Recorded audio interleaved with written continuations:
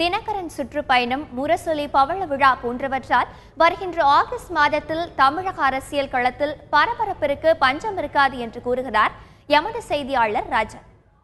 பல்வேறு அதிரடி அரசியல் திருப்பங்களுக்கு சிறிதும் பஞ்சம் இல்லாமல் அமையப் போகிறது வரும் ஆகஸ்ட் மாதம்.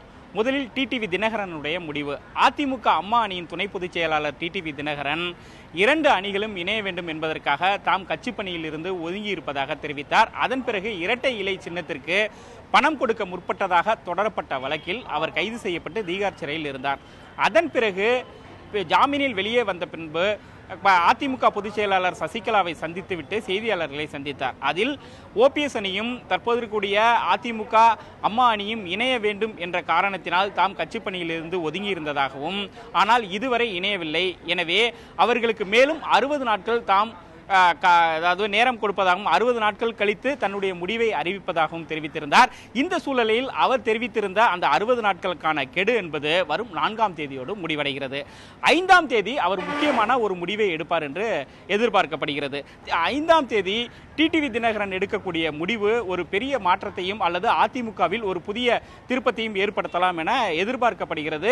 அரசியல் வல்லுநர்களால் கணிக்கப்படுகிறது. அதாவது, ஒன்று, அவர் அதிமுக அலுவலகத்திற்கு வந்து தன்னுடைய கட்சி பணிகளை தொடரலாம். மற்றொன்று, தமிழகம் முழுவதும் அவர் பிரச்சாரம் மேற்கொண்டு கட்சியை பலப்படுத்துவதற்காக தொண்டர்களிடம் அவர் நேரடியாக செல்லலாம் என்றும் எதிர்பார்க்கப்படுகிறது.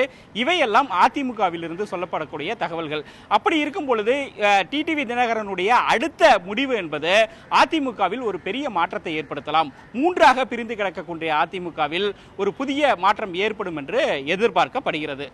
2வது, நடிகர் திரு கமலஹாசன்.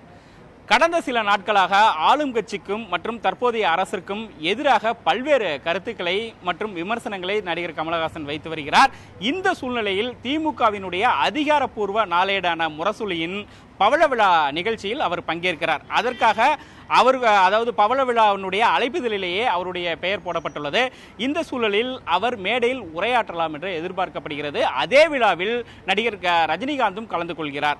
அப்பொழுது கண்டிப்பாக அவர் மேடையில் பேசும் பொழுது பல்வேறு கருத்துக்களை தெரிவிப்பார் என்று எதிர்பார்க்கப்படுகிறது.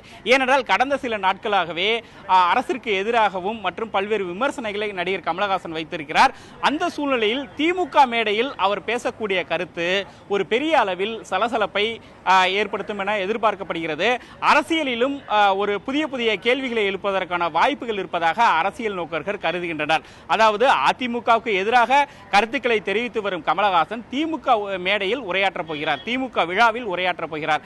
அப்பொழுது அவருடைய விழா உரை என்பது ஒரு முக்கியமான அரசியல் திருப்பமாகவும் முக்கியமான அதிரடி அரசியலுக்கு பல்வேறு யூகங்களை ஏற்படுத்தும் விதமாகவும் அவை அமையலாம் என எதிர்பார்க்கப்படுகிறது.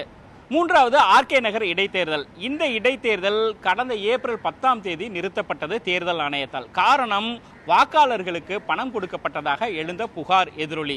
இந்த சூழ்நிலையில் தேர்தல் ஆணையம் பல்வேறு கருத்துக்களை தெரிவித்துவிட்டு இந்த தேர்தல் நிறுத்தியது.